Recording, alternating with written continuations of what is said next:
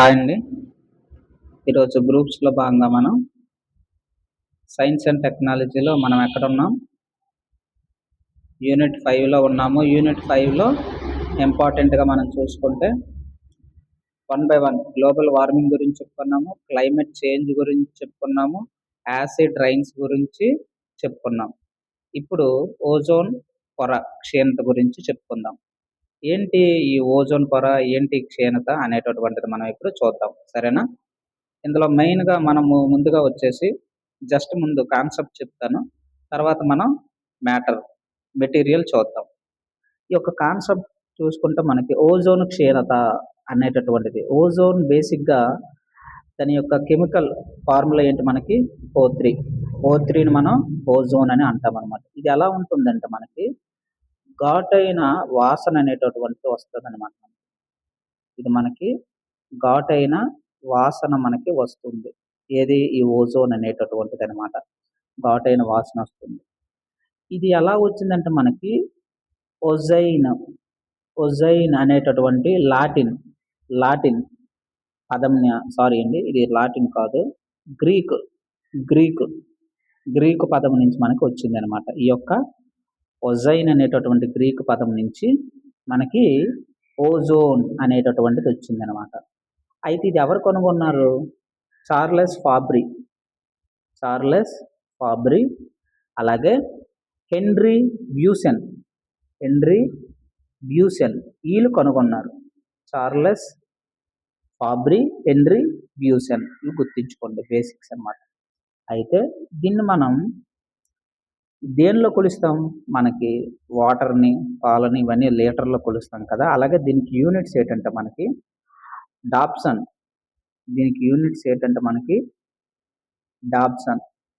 ఏంటి డాబ్సన్ అంటే ఈయన ఓజోన్ ధర్మాలను కనుగొన్నాడు అనమాట. ఈయన పేరు మీదే మనకి ఈ యొక్క ఓజోన్ డెన్సిటీని కొలుస్తాం అనమాట. ఎంత శాతం ఓజోన్ ఉంది అంటే మనకి డాబ్సన్ యూనిట్స్ తోని కొలుస్తాం అనమాట. అది మనం గుర్తించుకోవాలి అనమాట. డాబ్సన్ లేదా డోప్సన్ అని కూడా అంటాం.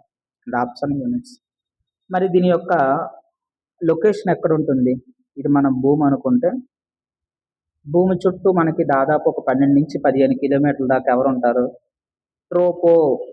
ట్రోపోస్ఫియర్ ఉంటుంది. దాని చుట్టూ 15 కిలోమీటర్ల నుంచి మనకు స్టార్ట్ అవుతుంది. దాదాపుగా 15 ఆ ప్రాంతం, 12, 15 ఆ ప్రాంతం, అక్కడి నుంచి ఒక 50 కిలోమీటర్ల దాకా మనకి 15 నుంచి ఒక 50, 40 ఈ మధ్యన ఉంటుందన్నమాట. కొన్ని టెక్స్ట్ బుక్లు మారుతూ ఉంటాయి. కానీ ఈ యొక్క లొకేషన్ మనం గుర్తించుకోవాలన్నమాట. అప్రాక్సిమేట్గా ఈ ప్రాంతంలో మనకి 90% ఓజోన్ ఉంటుందన్నమాట. ఆ ఏ లేయర్ అది? ముందు ట్రోపో, తర్వాత ఏ లేయర్ వస్తుంది? స్ట్రాటోస్ఫియర్. ఈ యొక్క స్ట్రాటోస్ఫియర్లోనే మనకి ఈ యొక్క ఓజోన్ అనేటటువంటిది ఉంటుంది అనమాట.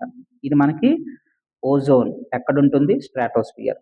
మనకు స్పియర్స్ తెలుసు కదా. అట్మాస్ఫియర్లో ట్రోపోస్ఫియరు, స్ట్రాటోస్ఫియరు, ఐనోస్ఫియరు, మీసోస్ఫియరు, ఎగ్జోస్ఫియరు ఇలా ఉంటాయి. ఇందులో మనకి రెండో పొరలో ఉంటుందన్నమాట. రెండో ఆవరణంలో మనకి ఈ యొక్క ఓజోన్ అనేటటువంటిది ఉంటుంది అని మనం గుర్తుపెట్టుకోవాలి. ఓజోన్ అనేటటువంటిది యాక్చువల్గా ఎలా ఉంటుందంటే ఉష్ణమండల ప్రాంతాలు, ఈక్వేటర్ ఇక్కడ మనకి ఇక్కడి నుంచి చూస్తే ఎత్తు మనకు దాదాపుగా 28 కిలోమీటర్ల ఎత్తులో ఉంటుందన్నమాట. అదే మనం పోల్స్ నుంచి చూసామనుకో, ఇక్కడి నుంచి పోల్స్ నుంచి చూస్తే తక్కువ ఉంటుంది. దాదాపుగా మనకి, ఎందుకంటే ధ్రువాలు ఎత్తులో ఉంటాయి కదా, అందుకే ఇక్కడి నుంచి చూస్తే ఎంత ఉంటుంది? డిస్టెన్స్ తక్కువ కదా. ఇక్కడి నుంచి డిస్టెన్స్ ఎక్కువ, కానీ ఇక్కడి నుంచి దీనికి డిస్టెన్స్ తక్కువే. ఎంత? దాదాపు మనకి ఒక 20 కిలోమీటర్లు ఆ రేంజ్లో ఉంటుందన్నమాట. కాబట్టి ఇది మనం గుర్తించుకోవాలి. దాదాపు ఒక 20 కిలోమీటర్లు, ఒక 8 కిలోమీటర్లు తేడా ఉంటుంది దీనికి. ఇది మనకి జాగ్రఫికల్ లొకేషన్ కూడా చూసుకున్నాం ఎక్కడ ఉంటుంది.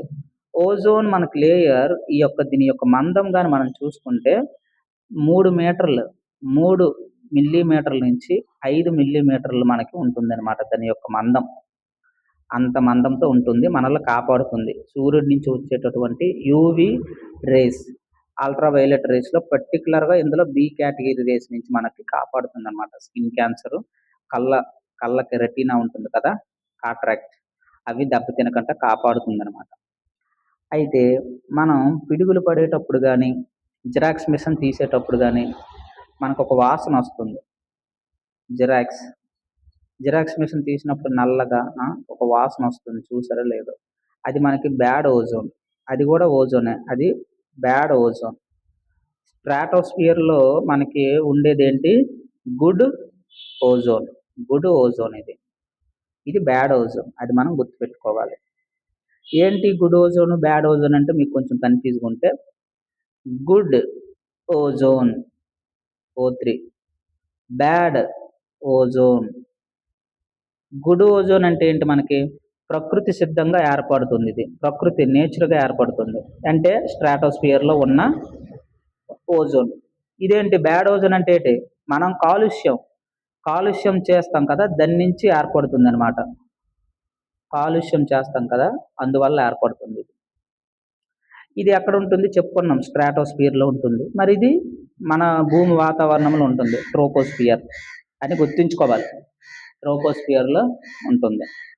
యూవీ రేస్, ఇది యూవీ రేస్ నుంచి మనకి రక్షణ కల్పిస్తుంది. యూవీ రేస్ నుంచి మనకి రక్షణ కల్పిస్తుంది. ఇదేం చేస్తుంది? హాని కలిగిస్తుంది. ఏంటి? నైట్రోజన్ ఆక్సైడ్స్ని, అలాగే సల్ఫర్ డయాక్సైడ్స్ని, ఇటువంటివి హైడ్రో కార్బన్స్ని, ఇటువంటివి రిలీజ్ చేస్తే భూమికి వాతావరణానికి హాని కలిగిస్తాయి. చెప్పుకున్నాం కదా, గుర్తుంది కదా, డాప్సన్ యూనిట్స్ గుర్తున్నాయి కదా. 3mm అంటే మనకి 300 డాప్సన్ యూనిట్స్ అని అర్థం. అది మనం గుర్తుంచుకోవాలి. 300 డాప్సన్ యూనిట్స్ అని అర్థం అనమాట. అంటే దాని అర్థం ఏంటంటే ఏం లేదు. ఇక్కడ మనం గుర్తుంచుకోవాల్సింది ఏంటంటే, ఇప్పుడు ఇది ఓజోన్ ఉంది, ఇది ఓజోన్ లేయర్ ఎంత ఉండాలన్నాము? 3mm ఉండాలి. 3mm కాక 2nm ఉంది. 2nm ఉంది. ఈ యొక్క 2nm ఉంది. 2nm ఉంటే ఏమవుతుంది? ఈ ఓజోన్ లేయర్ ఉంది, 2nm ఉంది, ఏమవుతుంది? తగ్గింది కదా. అంటే ఓజోన్ లేయర్ తగ్గింది అంటే దీన్ని బట్టి మనకి ఏమర్థం అవుతుంది? డిప్లీషన్కి గురైందని మనం ఇక్కడ చెప్పుకోవచ్చు అనమాట. ఓజోన్ అనేటటువంటిది డిప్లీషన్కి గురైందని ఎలా చెప్తాము? ఈ యొక్క మందం తగ్గితే ఈ యొక్క యూనిట్స్ బట్టి మనం చెప్పుకోవచ్చు అనమాట. డాప్సన్ యూనిట్స్ బట్టి కొలుస్తాము, దాన్ని బట్టి మనకి తగ్గిందా పెరిగిందా అనేటటువంటిది చూడవచ్చు అనమాట. అది మనకి ఇంపార్టెంట్. యాక్చువల్గా ఎందుకు తగ్గుతుంది? ఓజోన్ హోల్ అనేటటువంటిది ఎందుకు ఏర్పడుతుంది? ఓజోన్ డిప్లీషన్ వేరు, ఓజోన్ హోల్ వేరు. ఓజోన్ డిప్లీషన్ వేరు, ఓజోన్ హోల్ వేరు. ఏంటి ఓజోన్ డిప్లీషన్ అంటే? ఏంటంటే దీర్ఘకాలంగా ఇది తగ్గడం, క్రమంగా తగ్గుతుండడాన్ని మనము, ఈ యొక్క మందం తగ్గుతుండడాన్ని మనం, ఇది ఇలా ఉన్నది కాస్త ఇలా అవ్వాలంటే కొంత కాలక్రమం అవుతుంది, దాన్ని మనం డిప్లీషన్ అని అంటాం. హోల్ అంటే ఏంటంటే ఒక ప్రాంతానికి సంబంధించింది, జాగ్రఫికల్ లొకేషన్గా ఒక ప్రాంతానికి సంబంధించింది డిప్లీషన్ హోల్ అని అంటాం. అంటే అంటార్కిటికా ప్రాంతం ఉంది, ఉదాహరణకి అంటార్కిటికా ప్రాంతం మనం తీసుకుంటే, ఈ యొక్క అంటార్కిటికా అన్నాం. ఈ యొక్క అంటార్కిటికా ప్రాంతం కానీ మనం తీసుకుంటే, సాధారణంగా ఇది శీతాకాలంలో ఇంకా ఎలా ఉంటుంది? చల్లగా ఉంటుంది. ఇది చల్లగా ఉండడం వల్ల ఏమవుతుందంటే, ఓజోన్ ఎందుకు డిప్లీషన్ అవుతుందంటే దానికి మెయిన్ కారణం ఎవరంటే క్లోరోఫ్లోరో కార్బన్స్. స్టార్లు పెట్టుకోండి, క్లోరోఫ్లోరో కార్బన్స్. ఈ యొక్క క్లోరోఫ్లోరో కార్బన్స్ అనేటటువంటివి రిలీజ్ అవ్వడం వల్లే మనకి ఓజోన్ అనేటటువంటిది డిప్లీషన్ అవుతుంది. ఈ క్లోరోఫ్లోరో కార్బన్స్లో మనకి క్లోరిన్ ఉంటుంది. ఈ క్లోరిన్ అనేటటువంటిది ఏం చేస్తుందంటే డైరెక్ట్గా మనకి ఇది స్టేబుల్గా ఉంటుంది, బాగా స్టేబుల్ అనమాట. ఇది క్లోరిన్ అనేటటువంటిది చాలా స్టేబుల్గా ఉండేటటువంటి ఎలిమెంట్. ఈ యొక్క స్టేబుల్గా ఉండడం వల్ల ఇది ఏమవుతుందంటే మనకి ఈ యొక్క ఫ్రిడ్జ్లు, ఏసీలు వీటి నుంచి ఈ యొక్క క్లోరోఫ్లోరో కార్బన్స్ వస్తాయి. ఇందులో క్లోరిన్ ఉంటుంది కదా, ఈ క్లోరిన్ అనేటటువంటి అణువులు ఏమవుతాయంటే స్ట్రాటోస్ఫియర్లోకి వెళ్ళి సెటిల్ అవుతాయి. ఇక్కడ స్ట్రాటోస్ఫియర్లోకి వెళ్ళి ఉంటాయి అన్నమాట. స్ట్రాటోస్ఫియర్లోకి వెళ్ళి సెటిల్ అవుతాయి. కూల్గా ఉంటుంది, ఇంకా హ్యాపీగా ఉంటుంది. అది అక్కడ సెటిల్ అయి ఉంటుంది అనమాట. అక్కడ ఉండి ఏం చేస్తుంది? ఒక్కొక్క క్లోరిన్ అణువు అనేటటువంటిది ఇందులో ఓజోనే కదా ఇది లేయరు, ఇది ఓజోన్ లేయరే కదా. ఈ యొక్క ఒక్కొక్క క్లోరిన్ అనేటటువంటిది ఏమవుతుందంటే ఈ యొక్క స్ట్రాటోస్ఫియర్లో క్లోరిన్ అనే అణువు ఏమవుతుందంటే ఈ యొక్క O3తో చర్య చెందుతుంది అనమాట. ఒక్కొక్క క్లోరిన్ O3తో చర్య చెంది ఏమవుతుందంటే క్లోరిన్ మోనాక్సైడ్ ప్లస్ ఆక్సిజన్గా విడిపోతుంది. క్లోరిన్ మోనాక్సైడ్ ఇందులో ఒక O బయటకు వచ్చేస్తుంది, ఆక్సిజన్గా విడిపోతుంది. క్లోరిన్ మోనాక్సైడ్ మనకు వస్తుంది. దీన్ని బట్టి మనకి ఏమర్థమైంది, విచ్ఛిన్నం చేసింది అనమాట. ఓజోన్ లేయర్ని డిప్లీషన్ చేస్తుంది. ఓజోన్ లేయర్ని డిప్లీషన్ చేస్తుంది ఎవరు, క్లోరిన్. అది మనం గుర్తుపెట్టుకోవాలి. క్లోరిన్ అనేటటువంటిది ఓజోన్ లేయర్ డిప్లీషన్ చేస్తుంది. ఎలా అంటే ఇలా, క్లోరిన్ అనేటటువంటిది ఓజోన్తో చర్య చెంది క్లోరిన్ మోనాక్సైడ్ ఏర్పడి ఆక్సిజన్ బయటకు వస్తుంది అనమాట. ఇది మంచిదే కదా అని అడగవచ్చు, కానీ ఇది ఓజోన్ లేయర్ని డిప్లీషన్ అవుతుంది కదా, O3 పోతుంది, ఆక్సిజన్ మనకెందుకు. అక్కడ స్ట్రాటోస్ఫియర్ దేనికి, అల్ట్రావైలెట్ రేస్ యూవీ రేస్ నుంచి మనకి, యూవీ రేస్లో బి రేస్ నుంచి మనకి కాపాడడానికి. ఆ యొక్క మందం తగ్గిపోతే డైరెక్ట్గా సూర్యకిరణాలు మన మీద వచ్చి పడతాయి. మన మీద అంటే ఏంటి, భూమి మీద పడతాయి. భూమి మీద పడితే ఏమవుతుంది, జీవరాశి భూమిలో ఉండేవి, భూమి మీద ఉన్నవి, భూమి కింద ఉన్నవి, భూమి పైన ఉన్నవి అన్నీ పోతాయి. అందుకే ఈ యొక్క క్లోరిన్ అంత డేంజర్ అనమాట. సర్వసాధారణంగా ఒక క్లోరిన్ అణువు అనేటటువంటిది స్ట్రాటోస్ఫియర్లో కానీ ఉంటే ఏమవుతుందంటే అది మనకి 1,00,000 ఓజోన్లని నాశనం చేస్తుంది ఒక్క క్లోరిన్ అణువు. ఎందుకంటే ఇది ఒకటే రిలీజ్ అయ్యి వెళ్ళగదా, దీంతో ఇది ఆల్రెడీ బయటకు వచ్చింది.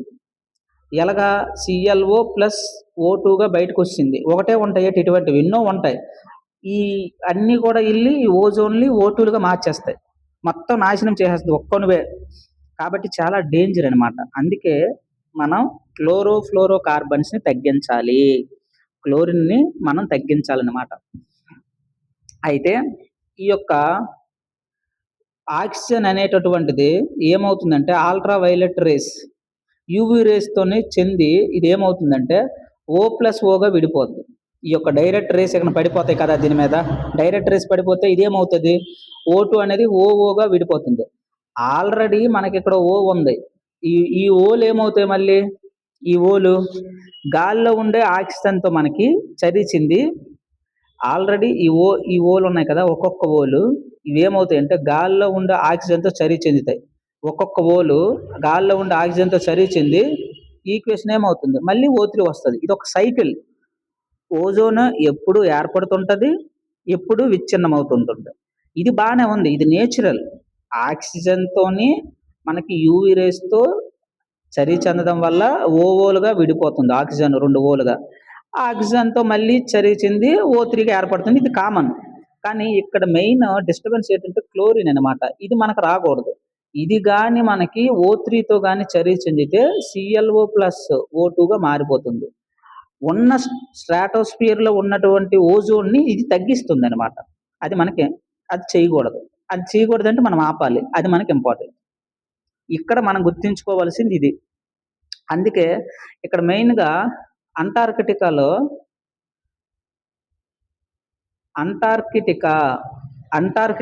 మనకి ఏమవుతుందంటే ఈ యొక్క శీతాకాలంలో ఇంకా మంచు ఎక్కువ ఉంటుంది అనమాట. అంటార్కిటికా ప్రాంతంలో ఏమవుతుంది, ఈ ప్రాంతం పైన స్ట్రాటోస్ఫియర్ ఉంటుంది కదా, ఈ స్ట్రాటోస్ఫియర్లో క్లోరిన్లను అన్నీ వెళ్ళి చేరుతాయి అక్కడ ఆ పోల్ దగ్గర, అంటార్కిటికా పోల్ దగ్గర, ప్రాంతం దగ్గర, ఆ ధ్రువ ప్రాంతం దగ్గర పైన ఈ యొక్క స్ట్రాటోస్ఫియర్లో ఈ క్లోరిన్ అణువులన్నీ వెళ్ళి చేరుతాయి. స్టేబుల్గా ఉంటాయి కదా, చల్లగా ఉంది కాబట్టి బాగా అక్కడ స్టేబుల్గా ఉంటాయి. ఎప్పుడైతే ఎండ వస్తుందో, సూర్యకిరణాలు వస్తాయో, సన్ రేస్ వస్తాయో, ఇవి యాక్టివ్ అవుతాయి, పార్టిసిపేషన్లో చేస్తాయి అనమాట. రాడికల్స్ని ఫార్మేషన్ చేస్తాయి. ఏంటంటే ఓజోన్ లేయర్ని మొత్తం తగ్గించేస్తుంది అనమాట. ఇది దీని యొక్క బ్రీఫ్ అనమాట. అందుకే మనం ఫ్రిడ్జ్ని, ఏసీలని, కూలింగ్ సిస్టమ్స్ని ఆపాలి. ఆపితేనే ఇవన్నీ తగ్గుతాయి అన్నమాట. ఇప్పుడు మెటీరియల్ చూద్దాం 1 by 1, మనకి క్లారిటీ వస్తుంది ఏంటేంటి అసలు ఎలా జరిగింది ఏదనేది. ఒకసారి చూడండి, ఇక్కడ ఓజోన్ పొర అంటే ఏంటి చెప్పుకున్నాం, ఏంటి భూమి వాతావరణంలోని. మనకి ఇంకోటి September 16 మనకేంటి ఓజోన్ డే, అది గుర్తుంచుకోండి. ఓకేనా, రైట్. భూమి వాతావరణంలోని మనకి స్ట్రాటోస్ఫియర్ ఇది రెండో ఆవరణము. అందులో దాదాపుగా ఇన్ని కిలోమీటర్ల ఎత్తులో ఓజోన్ ఎక్కువగా ఉంటుంది. ఆ ప్రాంతాన్ని మనం ఓజోన్ లేయర్ అంటాము. దాని రసాయన నామం O3 అని చెప్పుకున్నాము. బానే ఉంది. ముఖ్యంగా ఇదేం చేస్తుంది? సూర్యుడి నుంచి వచ్చేటటువంటి హానికరమైన అల్ట్రా వైలెట్ రేడియేషన్స్‌ని ఇవి వాటి నుంచి మనల్ని కాపాడుతుంది. ఇది ఒక షీల్డ్‌లా ఉంటుందనమాట. మనకి కాపాడుతుంది భూమిని. యూవీ రేస్‌లో ముఖ్యంగా బి కేటగిరీ రేస్‌ని మనకి గణనీయంగా ఈ భాగాన్ని అదే శోషించుకొని అటు నుంచి అటు పంపించేస్తది పైకి. భూమి మీదకి రానివ్వదు. అది ఇంపార్టెంట్. ఇక్కడ మనం గమనించాల్సిందేంటి? సూర్యుడుంటాడు. సూర్యుడి నుంచి యూవీ అల్ట్రావైలెట్ రేస్ వస్తే ఆ రేస్‌ని ఓజోన్ లేయర్ తీసుకుంటుంది. ఓజోన్ లేయర్ తీసుకొని కొంత భాగాన్ని ఓజోన్ లేయర్ ఏం చేస్తుంది? శోషించుకొని భూమి పైన పడకుండా ఉంచుతుంది. అంటే భూమిపై జీవరాశులను కాపాడుతుందని. అందుకే మనం ఏమంటాం దీన్ని? ఎర్త్ ప్రొటెక్టివ్ షీల్డ్ అని అంటాం ఈ భాగాన్ని. ఓజోన్ లేయర్‌లో ఓజోన్ ఉండేటటువంటి స్ట్రాటోస్ఫియర్‌ని. డిప్లీషన్ అంటే ఏంటి? తరగడం. ఎలా తరుగుతుంది? చెప్పాం కదా! ఈ క్లోరిన్స్ వల్లనమాట. స్ట్రాటోస్ఫియర్‌లో ఓజోన్ సాంద్రత అనేటటువంటిది దీర్ఘకాలంగా తగ్గిపోవడాన్ని మనం ఏమంటాము? ఓజోన్ డిప్లీషన్ అని అంటాం. అంతే కదా! ఇప్పుడు 3 ఎంఎం ఉంది. 3 ఎంఎం 1 ఎంఎం అయిపోయింది. దీర్ఘకాలంలో ఇది తగ్గింది. దాన్నే మనం ఏమంటాం? ఓజోన్ క్షీణత అంటామనమాట. మరి ప్రతి సంవత్సరం ఇక్కడ మనం చూస్తే ఓజోన్ హోల్ వేరు. చెప్పాం కదా! ఓజోన్ హోల్ అంటే ఏంటి? ప్రత్యేకంగా అంటార్క్టికా ప్రాంతం చూసుకుంటే మనకి సీజనల్ ఓజోన్ లాస్ ఉంటుంది. శీతాకాలం తర్వాత ఒకసారి సూర్యకిరణాలు పడితే మొత్తం డిప్లీషన్ అయిపోద్దనమాట. క్లోరిన్ అణువులు అక్కడ రెడీగా ఉంటాయి చర్య చెందడానికి. ఎప్పుడైతే సూర్యుడొస్తాడో చర్య చెందుతాయి. దాన్నే ఓజోన్ హోల్ అంటామనమాట. అదనమాట. ఈ 2 ఒకటి కాదని ఇందాకలే చెప్పుకున్నాం మనం. డిప్లీషన్ వేరు, ఓజోన్ హోల్ వేరు. డిప్లీషన్ అంటే ఏంటి? దీర్ఘకాలంలో ఓజోన్ పొర మొత్తము తగ్గడం. హోల్ అంటే ఒక పర్టిక్యులర్ ప్రాంతంలో మాత్రమే ఎఫెక్ట్ అవ్వడం. ఒక సీజన్‌లో. దాన్ని మనం ఓజోన్ హోల్ అంటాం. ముఖ్యంగా అంటార్క్టికా ప్రాంతం. ఓజోన్ లేయర్ ఎందుకు క్షీణిస్తుంది? ఇప్పుడు చెప్పుకున్నాం కదా! ఎందుకు క్షీణిస్తుంది? ఓజోన్ డిప్లీటింగ్ సబ్‌స్టాన్సెస్ ఉన్నాయి. అందుకే క్షీణిస్తుంది. ముఖ్యంగా హైలైట్ చేసాం ఇక్కడ. క్లోరో, ఫ్లోరో కార్బన్స్ ఈటి వల్ల. ఈటి వల్ల మనకి ముఖ్యంగా ఏంటి? ఏ ఈ యొక్క ఓజోన్ లేయర్ అనేటటువంటి డిప్లీషన్‌కి గురవుతూ ఉంటుంది. చాలా ఇంపార్టెంట్. అందుకే మనం ఏం చేయాలి? వీటిని తగ్గించగలగాలి. రెండోది హాలోన్స్. హాలోన్స్ అంటే ఏంటి? హాలోన్స్ అంటే బ్రోమిన్స్ అన్నమాట. బ్రోమిన్ కాంపౌండ్స్ కలిగి ఉండేటటువంటివన్నీ మనం హాలోన్స్ అంటాం. వీటి వల్ల కూడా ఇంపార్టెంటే. ఇవి కూడా రిలీజ్ అవుతాయి అట్మాస్ఫియర్‌లోకి. కానీ సీఎఫ్‌సీ అంత కాదు. అలాగే కార్బన్ టెట్రాక్లోరైడ్. కార్బన్ టెట్రా అంటే 4, క్లోరైడ్ అంటే Cl. అంటే కార్బన్ టెట్రాక్లోరైడ్ CCl4. ఇది కూడా ఏమవుతుంది? పరిశ్రమల నుంచి వస్తది ఇది ఎక్కువగా మనకి. పరిశ్రమల నుంచి ఇండస్ట్రియల్ సాల్వెంట్‌గా వాడతాం దీన్ని. బ్లీచింగ్ ఏజెంట్స్‌లా వాడతాం. ఉదాహరణకి CaO, Cl2 ఉంది. ఇటువంటివన్నీ అన్నమాట. ఇవన్నిట్లో క్లోరిన్ ఉందా లేదా? Cl అన్నిట్లో క్లోరిన్ ఉంది. ఇది రాకుండా చూడాలి. పరిశ్రమలు ఇవన్నీ ఓడుతున్నాము. ఇవి బయటకొస్తున్నాయి. బయటకొచ్చి స్ట్రాటోస్ఫియర్‌లోకి వెళ్ళిపోతున్నాయి. ఓజోన్ లేయర్ దగ్గర రెడీగా కాపు కాచుకొని కూర్చుంటాయన్నమాట. ఎప్పుడు సూర్యుడొస్తాడా? ఎప్పుడు వాటితో చర్య చెంది మనము ఆహ్, ఓజోన్‌ని, O3ని O2లుగా విడగొడదామని రెడీగా ఉంటున్నాయన్నమాట. అవి తగ్గించాలి మన చేతిలో ఉన్నవి తగ్గించాలి. అలాగే మిథైల్ క్లోరోఫార్మ్. మిథైల్ అంటే ఏంటి? మిథైల్ అంటే CH3, chloroform CCl3. Methyl chloroform ఇది కూడా ఏంటి? లోహాలని మనం శుభ్రపరచడానికి, మెటల్స్‌ని శుభ్రపరచడానికి వాడతామనమాట. ఇలా మెటల్స్‌ని ఓడేటప్పుడు Cl వందలో ఉందా లేదా? CCl3. CH3, CCl3లో Cl ఉంది. క్లోరిన్ బయటకొచ్చేస్తుంది. అందుకే దీన్ని రాకుండా చూడాలి. మెటల్స్‌ని శుభ్రపరిచేటప్పుడు దీన్ని వాడుతున్నామనమాట. ఇది రిలీజ్ అవ్వకుండా చూడాలి. మన టార్గెట్ అది. ఇవన్నీ కారణాలే ఓజోన్ డిప్లీషన్ అవ్వడానికి. అలాగే చాలా ఉంటాయి. మెథైల్ బ్రోమైడ్, బ్రోమిన్‌కి సంబంధించిందనమాట. ఇది కూడా వ్యవసాయ రంగంలో మనం వాడుతాం. ఆ యొక్క తెగుళ్ళొస్తాయి కదా పంటలకి. అవి నివారించడానికి ఈ యొక్క మెథైల్ బ్రోమైడ్ అనేటటువంటిది వాడుతాం. ధూమకారిని మనం స్ప్రే కొడతాం కదా! అది. ఈ యొక్క మెథైల్ బ్రోమైడ్. అందుకే ఇవన్నీ తగ్గించాలి మనం. కానీ ఇవి యథార్చిగా మనం చేస్తున్నాం కాబట్టి ఓజోన్ లేయర్ డిప్లీషన్‌కి గురవుతుంది. ఇవన్నీ సైడ్‌కి ఉంచితే సీఎఫ్‌సీయే ఎందుకు ప్రమాదం? చెప్పుకున్నాం కదా ఇప్పుడు సీఎఫ్‌సీ ఎందుకు ప్రమాదం? ఎందుకంటే ఇవి నార్మల్ కండిషన్‌లో చాలా స్టేబుల్‌గా ఉంటాయి. నార్మల్‌కే స్టేబుల్ ఉంటే మరి కొంచెం ఏసీ గాని పెడితే ఇంకా హ్యాపీగా ఉంటాయన్నమాట. మనం బయట వాతావరణంలో నార్మల్‌గా ఉంటాం. ఏసీ ఉంటే ఇంకా హాయిగా ఉంటాం. అలాగే క్లోరిన్‌లు కూడా అంతే సేఫ్‌గా ఉంటాయన్నమాట. అందుకే అవేమవుతాయి పైకెళ్తాయి. పైకెళ్ళి స్ట్రాటోస్ఫియర్‌లో సెటిల్ అవుతాయి. సెటిల్ అయిన తర్వాత ఏం చేస్తాయి? ఈ యొక్క యూవీ రేడియేషన్ ఎప్పుడైతే తగులుతదో వెంటనే ఈ క్లోరిన్‌లు రెడీ అయిపోతాయన్నమాట. ఈ యొక్క క్లోరిన్‌లు రిలీజ్ అయిపోతాయి. అంతవరకు బానే ఉంటాయి. ఇనాక్టివ్‌గా ఉంటాయి. అప్పుడు యాక్టివ్ అవుతాయి. ఉదాహరణకి మనకిక్కడ చూసుకుంటే క్లోరిన్ చూడండి ఇక్కడ స్టెప్ బై స్టెప్ ఎలా ఫార్మేషన్ అవుతుందో చెప్పుకుందాం. ముందు క్లోరోఫ్లోరో కార్బన్స్ అనేటటువంటివి స్ట్రాటోస్ఫియర్‌లోకి వెళ్ళిపోతాయి. ఎలా వెళ్ళిపోతాయి? మనం కింద రిలీజ్ చేస్తున్నాం కదా! ఈ యొక్క ఫ్రిడ్జ్‌లు కూలింగ్ సిస్టమ్స్ నుంచి ఇవన్నీ పైకెళ్తాయి. ఎళ్లి ఏం చేస్తాయి? స్ట్రాటోస్ఫియర్‌లో సెట్ అవుతాయి. అక్కడ ఏం చేస్తాయి? యూవీ రేడియేషన్ పడతది కదా! యూవీ రేడియేషన్ పడగానే ఈ యొక్క చెప్పుకున్నాం కదా! ఫోటో సింథసిస్ టైప్‌లో మనం చెప్పుకున్నాం. ఈ యొక్క సిఎఫ్సి క్లోరోఫ్లోరో కార్బన్స్ ఎప్పుడైతే యూవీస్‌తో సెట్ అవుతాయో క్లోరిన్ రాడికల్స్ యాక్టివేట్ అవుతాయి అన్నమాట. క్లోరిన్ రాడికల్స్ మనకి యాక్టివేట్ అవుతాయి. ఎలాగంటే చూడండి క్లోరిన్ ఉందా ఓజోన్‌తో చర్చింది ఏం చేస్తది? క్లోరిన్ మోనాక్సైడ్, ఆక్సిజన్ బయటకొస్తది. ఉన్న ఓజోన్‌ని O2గా విడగొట్టేసాం.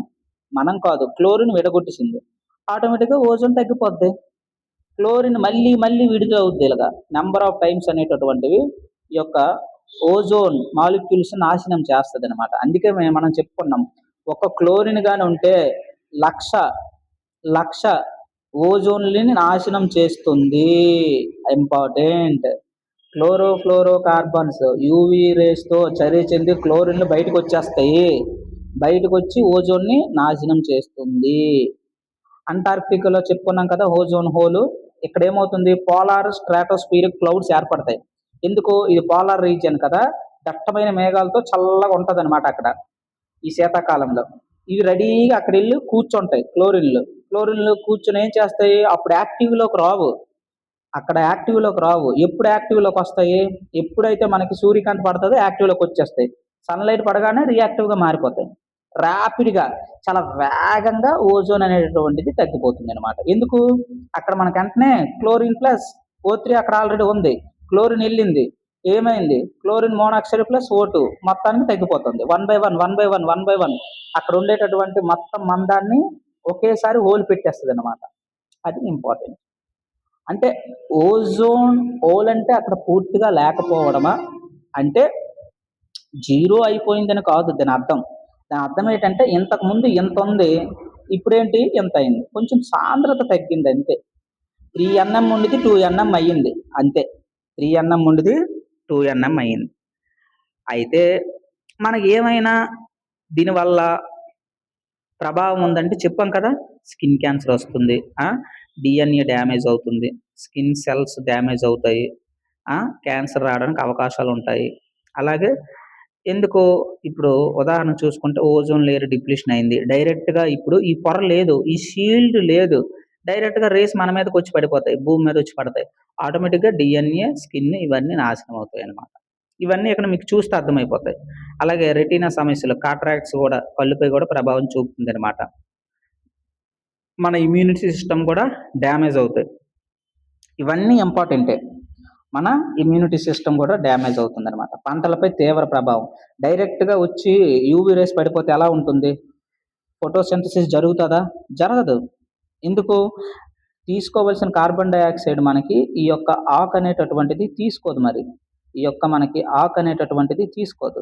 అలాగే రిలీజ్ చేయవలసిన O2ను గూడా రిలీజ్ చేయలేదు. కార్బన్ డయాక్సైడ్ తీసుకోలేదు, ఆక్సిజన్‌ని రిలీజ్ చేయలేదు. కాబట్టి ప్రభావం చూపి మొక్కల గ్రోత్ తగ్గిపోయి ఆకులు నష్టం పోతాయన్నమాట. తద్వారా పంటలు కూడా పండవు. కాబట్టి ఇవన్నీ గూడా ఇంపార్టెంట్. సముద్ర జీవుల పైన గూడా అంతే సేమ్ ఏదైనా ఎక్కువ లేదు. అందరూ చనిపోతారనమాట. ఫుడ్ చైన్ అంతా దెబ్బతింటుందనమాట. చాలా ఇంపార్టెంట్. అందుకే మనకి ఓజోన్ అనేటటువంటిది డిప్లీషన్ కాపాడుకోవాలి. డిప్లీషన్ అవ్వకూడదు. గ్లోబల్ వార్మింగ్‌కి, ఓజోన్ లేయర్ డిప్లీషన్‌కి తేడాలు ఇచ్చాను ఇక్కడ ఒకసారి చూసుకోండి. ఓకేనా? ఓజోన్ లేయర్ డిప్లీషన్ అంటే ఏంటి? ఓజోన్ తగ్గుతది. గ్లోబల్ వార్మ్ అంటే ఏంటి? భూమి వేడెక్కుతది అంతే. ప్రధాన కారణాలు ఇక్కడ ఏంటి దీనికి? హాలోన్స్, ఓజోన్ డిప్లీషన్ సబ్‌స్టాన్సెస్ చెప్పుకున్నాం కదా! అన్నీ క్లోరోఫ్లోరో కార్బన్స్, మెథైల్ బ్రోమైడ్ ఇవన్నీ వస్తాయి. ఇవైతే ఏంటి గ్లోబల్ వార్మింగ్ 6 కారణాలు చెప్పాను, 6 గ్యాసెస్ చెప్పాం. వీటిని మనకి ఐపీసీసీ గుర్తించింది అని చెప్పుకున్నాం. అవన్నీ ఒకసారి వెరిఫై చేయండి, ఓకేనా. ప్రధాన ప్రభావం దీని మీద ఉంటుంది. ఎవరిపైన మనకి యూబీ అల్ట్రావైలెట్ రేస్ అనేటటువంటివి మనకి అందులో బి కేటగిరీ బాగా ఎక్స్పోజ్ అవుతాయి, విధ్వంసం సృష్టిస్తాయి అన్నమాట.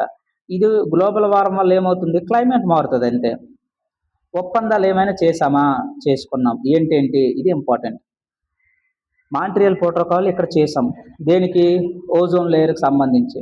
అదే ఇక్కడ మనం ఏం చేసాము, UNFCCC ప్యారిస్ అగ్రిమెంట్. ఇవన్నీ గ్లోబల్ వార్మింగ్ తగ్గించడానికి ఇవన్నీ మనము ఇంటర్నేషనల్లో ఇవన్నీ చేసుకున్నాం. ఇవన్నీ మనం నెక్స్ట్ క్లాస్లో వస్తాయి, నీట్గా డిస్కషన్ చేస్తాం. ఇక్కడ ఎంత అవసరమో అంత చెప్తాను. ఇక్కడ మనకి అంటార్క్టిక్ వాళ్ళు ప్రత్యేకంగా ఎక్కువ లాస్ అవుతుంది సీజన్లో. ఇది టోటల్గా గ్లోబల్ లాస్ అవుతుందని చెప్పుకోవాలి. ఈ ప్రోటోకాల్ ఉంది కదా ఇక్కడ, మాంట్రియల్ ప్రోటోకాల్ ఏమీ కాదు. ఈ మాంట్రియల్ ప్రోటోకాల్ అంటే ఏంటంటే మనకి 1987 సంవత్సరంలో దీన్ని మనం తెచ్చుకున్నాం. ఇది తెచ్చుకునే ముందు ఇంకొకటి ముందు తెచ్చుకున్నాం. అది ఏంటంటే 1985. ఇక్కడ ఇది ఎప్పుడు తెచ్చుకున్నాము, మాంట్రియల్ ప్రోటోకాల్ 1987లో అమల్లోకి వచ్చింది అనమాట, ఆమోదించాం, ఓకేనా. 1987 మాంట్రియల్ ఎక్కడ ఉంది, కెనడాలో ఉందన్నమాట. ఈ మాంట్రియల్ ప్రోటోకాల్ అంటే ఏంటి, అగ్రిమెంట్. ఇది ఒక అగ్రిమెంట్, అందరూ సైన్ చేశారనమాట. ఇది 1987లో తెచ్చుకున్నాము. ఇది అందాక సైడ్ పెట్టండి, ఒకసారి సైడ్ పెట్టండి. ఇప్పుడు 1985లో మొట్టమొదటిసారిగా మనం ఏం చేసామంటే వియన్నా కన్వెన్షన్ తెచ్చాము. Vienna convention. ఈ యొక్క వియన్నా కన్వెన్షన్ 1985లో తెచ్చుకున్నాము. వియన్నా అంటే ఏది, ఆస్ట్రియా రాజధాని. ఇది మొట్టమొదటి ఫ్రేమ్వర్క్ అనమాట. ఓజోన్కు సంబంధించి మొట్టమొదటి ఫ్రేమ్వర్క్ ఏదంటే ఇదే వియన్నా కన్వెన్షన్. ఇదేంటి, ఆ ఓజోన్ పరిరక్షణకి అంతర్జాతీయంగా మనకి ఇది ఫస్ట్ ఫ్రేమ్వర్క్ కన్వెన్షన్ అనమాట. అయితే ఇక్కడ పరిశోధనలు, ఓజోన్ ఎందుకు తగ్గుతుంది, ఇటువంటి పరిశోధనలు చేయడానికి ఇది ఊతమిచ్చింది అనమాట ఈ యొక్క కన్వెన్షన్. అలాగే దేశాల మధ్య సమాచారం పంపించుకోవడానికి ఉపయోగపడింది. అయితే ఈ క్లోరోఫ్లోరో కార్బన్స్ ఉన్నాయి కదా, వీటి మీద ఏమి చర్య తీసుకోవాలా ఈ యొక్క ఓజోన్కి, ఈ యొక్క వియన్నా కన్వెన్షన్లో ఏమి షరతులు విధించలేదన్నమాట. ఈ క్లోరోఫ్లోరో జస్ట్ ఇది ఒక ఫ్రేమ్వర్క్ మనకి నెక్స్ట్ మాంట్రియల్ ప్రోటోకాల్లో రావడానికి ఇది బేస్మెంట్ అనమాట ఇక్కడ, అంతే. ఇది వియన్నా కన్వెన్షన్ ఇంపార్టెంట్. ఇదేం చేసాము, 1985లో తెచ్చుకున్నాము. O3కి సంబంధించి మొట్టమొదటి కన్వెన్షన్ ఇదే చేశారనమాట ప్రపంచవ్యాప్తంగా. అయితే ఈ యొక్క మాంట్రియల్ ప్రోటోకాల్ ఎప్పుడు వచ్చింది అన్నాము, 1987లో తెచ్చుకున్నాము. ఇది అత్యంత విజయవంతమైనటువంటి ప్రోటోకాల్. ఎందుకంటే ఓజోన్ సంరక్షించడానికి లీగల్ బైండింగ్ అనమాట ఇది. అంటే అందరూ సంతకాలు చేశారు, అన్ని దేశాలు సంతకాలు చేశాయి, ఒప్పందం కుదుర్చుకున్నాయి అనమాట. ఏంటి, ఈ యొక్క ఓడిఎస్ ఓజోన్ డిప్లీషన్ సబ్స్టాన్సెస్ ని తగ్గించడానికి మేము ఉన్నాము అని అందరూ సైన్ చేశారు. ఈ యొక్క మాంట్రియల్ ప్రోటోకాల్ ఏది సక్సెస్ అవ్వలే, ఇది మాత్రం సక్సెస్ అయింది, అందరూ సంతకాలు చేశారు కాబట్టి. 87లో తెచ్చుకున్నాము, గుర్తుపెట్టుకోండి. అమలుగాని అడిగితే 89 జనవరి 1 అని గుర్తుపెట్టుకోండి. అన్ని దేశాలు సైన్ చేశాయి ఈ మాంట్రియల్ ప్రోటోకాల్లో. ఎనీవే మనకు నెక్స్ట్ సెషన్స్ వస్తాయి, అందులో మనం ఫుల్ డీటెయిల్స్ ఉంటుంది. దాదాపు దాని మీద మనకు 2-3 సెషన్లు ఉంటాయి, ఈ యొక్క కన్వెన్షన్స్, కాన్ఫరెన్స్లు, ప్రోటోకాల్స్ ఇవన్నీ కూడా. అయితే మొత్తానికి ఓజోన్కి సంబంధించి మొట్టమొదటి వియన్నా కన్వెన్షన్, అందు మీద ఏమీ మనం తీసుకోలేదు. కానీ ఇందులో మనము క్లోరోఫ్లోరో కార్బన్స్ నిషేధించండి అని మనం ఈ యొక్క కన్వెన్షన్లో, ఈ యొక్క ప్రోటోకాల్లో తీర్పు చేశారనమాట. అన్ని రాజ్యాలు, అన్ని దేశాలు సంతకాలు చేశాయి. ఇక్కడ నిషేధం చేయండి అని, దశల వారీగా నిషేధించండి అని క్లోరోఫ్లోరో కార్బన్స్ అని మాంట్రియల్ ప్రోటోకాల్లో చెప్పుకున్నారనమాట. అందరూ తీర్మానం చేసుకున్నారు. ఇది ఇంపార్టెంట్. అందుకు ఓజోన్కు సంబంధించి ఇది 2వ ప్రోటోకాల్ అయినా ఇది ఇక్కడ అమలు అయితే జరిగింది. ఇది ఇంపార్టెంట్ అని మనం గుర్తుంచుకోవాలి. దీనికి కంటిన్యూస్గా 1987లో ఇది జరిగింది కదా, తర్వాత మనకి కిగాలి సవరణ వచ్చింది. కిగాలి సవరణ అంటే అమెండ్మెంట్. కిగాలి సవరణ ఇది ఎప్పుడు తెచ్చారు, 2016లో తెచ్చారు. ఇది దేనికి కంటిన్యూషన్, మాంట్రియల్ కంటిన్యూషన్. ఆల్రెడీ మాంట్రియల్లో ఏం చేసాము, క్లోరో ఫ్లోరో కార్బన్స్ని తగ్గించాలని అన్నాం. దీనికి బదులు హెచ్ఎఫ్సీలు వాడండి, హైడ్రోఫ్లోరో కార్బన్స్. ఇవైతే మనకి ఓజోన్కి హాని చెయ్యవు, గ్లోబల్ వార్మింగ్ అయితే చేస్తాయి, ఇది గ్రీన్ హౌస్ గ్యాసెస్సే హైడ్రోఫ్లోరో కార్బన్స్. కానీ ఇవైతే మనకి ఆక్సిజన్, ఈ యొక్క క్లోరోఫ్లోరో కార్బన్స్ లాగా ఇదైతే మనకి హాని చేయవు, ఓజోన్కి హాని చేయవు. అందుకే ప్రత్యామ్నాయంగా వీటిని తగ్గించండి అని అన్నారనమాట. అందులో కిగాలి సవరణలో ఇది ఇప్పుడు వచ్చింది 2016, అమలైతే 19 అని గుర్తించుకోండి, ఓకేనా. ఇలా ఈ 3 వాటిని మనం గుర్తించుకోవాలి. మొదటిది వియన్నా కన్వెన్షన్ 1985, తర్వాత మాంట్రియల్ ప్రోటోకాల్ 1987, ఇవన్నీ ఓజోన్కు సంబంధించినవే. అలాగే మూడోది కిగాలి సవరణ, ఓకేనా, 2016 ఓజోన్కు సంబంధించిందే, పక్కాగా గుర్తించుకోవాలి, అడుగుతాడు. అయితే ఇవన్నిటిని మనం ఇప్పుడు అర్థమైంది కదా, ఇంత బ్యాక్గ్రౌండ్ ఉంటుంది ఇవన్నిటికి కూడా. ఎనీవే తర్వాత మనం డిస్కషన్ చేస్తాము ఇన్ డెప్త్గా. ఇంకా ఇదిగోండి మాంట్రియల్ ప్రోటోకాల్ తెచ్చుకున్నాము 1987లో, ఈ యొక్క ఓడిఎస్ని తగ్గించాలనేసి, వినియోగాన్ని అలాగే దశల వారీగా తగ్గించాలనేసి దీని యొక్క లక్ష్యం అనమాట. Vienna convention for the protection 1985లో తెచ్చుకున్నారు కదా, దానికి సంబంధించింది అనమాట. దాన్ని మరి కొంచెం ముందుకు తీసుకెళ్ళడానికే ఈ యొక్క 1987లో ఈ యొక్క మాంట్రియల్ ప్రోటోకాల్ని తెచ్చారనమాట. మొత్తానికి ఏంటి, సిఎఫ్సీలు తగ్గించాలి, అది దాని యొక్క టార్గెట్. అయితే ఇండియా పరిస్థితి ఏంది, జాయిన్ అయిందా, 1992లో జాయిన్ అయ్యాము. మనం కూడా ఓజోన్ డిప్లీషన్ సబ్స్టెన్సెస్ తగ్గిస్తాము అని మాట ఇచ్చాం. దానికి తగ్గట్టుగా ఇవన్నీ చర్యలు మనం తీసుకున్నాము, అది మనం గుర్తుంచుకోవాలి. తర్వాత కిగాలి అమెండ్మెంట్ జరిగింది 2016లో. మనకి కిగాలి అమెండ్మెంట్ ఇంపార్టెంట్, ఓకేనా. ఇది మాంట్రియల్ అనుగుణంగా ఇది సవరణ చేశారనమాట. ఏంటి, హెచ్ఎఫ్సీల్ని, హైడ్రోఫ్లోరో కార్బన్స్ అనమాట. అక్కడ సిఎఫ్సీలు క్లోరోఫ్లోరో కార్బన్స్, ఇక్కడ హెచ్ఎఫ్సీలు హైడ్రోఫ్లోరో కార్బన్స్. ఇది దశల వరకు తగ్గించాలి, అక్కడ సిఎఫ్సీలు, ఇక్కడ హెచ్ఎఫ్సీలు, గుర్తుంచుకోండి అంతే. అయితే ఈ యొక్క రిఫ్రిజిరేటర్లు ఇవన్నీ ఉన్నాయి కదా, ఇవే మనకి మెయిన్ అనమాట, వీటిని తగ్గించండి అని ఇక్కడ చెప్తున్నారనమాట. అవి తగ్గిస్తే ఆటోమేటిక్గా ఓజోన్ లేయర్ డిప్లీషన్ తగ్గుతుందని, అంతే. మరి అంతర్జాతీయ స్థాయిలో ఇవన్నీ తీసుకున్నాము, మన భారతదేశం పాత్ర కూడా ఉంది అని మనం చెప్పుకున్నాము. ఈ యొక్క పాత్ర ఒకసారి చూడండి, ఏం చేసాము ఏంటేంటి అనేది, ఓకేనా. రికవరీ చేయొచ్చు అంటే రికవరీ చేయొచ్చు, ఎలా అంటే ఇవన్నీ తగ్గించుకోవాలి మనం. ఈ క్లోరోఫ్లోరో కార్బన్స్ ఉన్నాయా, వాటిని తగ్గించుకోవడం. దానికి మనం ఏమేమి చేయాలి తెలుసా తగ్గించుకోవాలంటే, ఇక్కడ మనకి బిఈఓ అనేటటువంటిది ఉందన్నమాట. ఇది ఏం చెప్పిందంటే, బ్యూరో ఆఫ్ ఎనర్జీ ఎఫిషియన్సీ అనేటటువంటిది తక్కువ ఉద్గారాలను విడుదల చేయాలి. అటువంటి ఏసీల్ని 5 స్టార్ ఏసీస్ ఉంటాయి, 5 స్టార్ ఏసీస్, వాటిని మనం వాడాలన్నమాట. అలాగే అటువంటి ఫ్రిడ్జులనే వాడాలన్నమాట. ఈ యొక్క బ్యూరో ఆఫ్ ఎనర్జీ ఎఫిషియన్సీ ఈ యొక్క స్టాండర్డ్స్ చెప్తుంది అనమాట.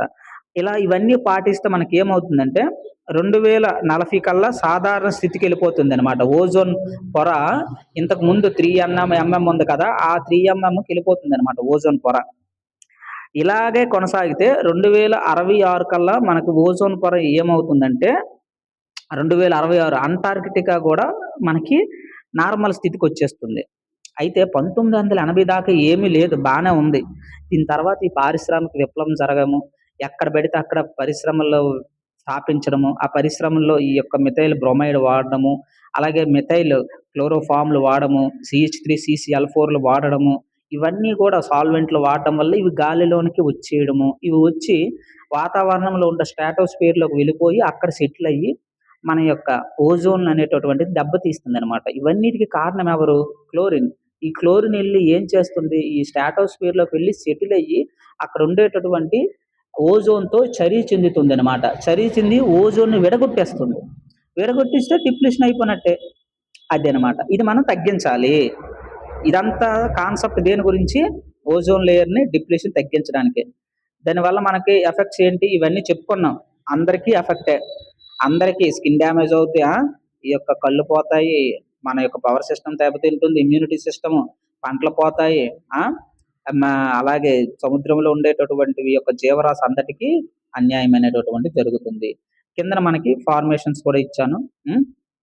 ఈ యొక్క బిట్లు ఒకసారి చూడండి. అలాగే ఆ తర్వాత వన్ లైన్ ఆన్సర్లు కూడా ఇచ్చాము మనకి ఇంపార్టెంట్లో. సో ఇదంతా మనకేంటి, ఓజోన్ లేయర్కి సంబంధించినటువంటి ఇన్ఫర్మేషన్ అనమాట.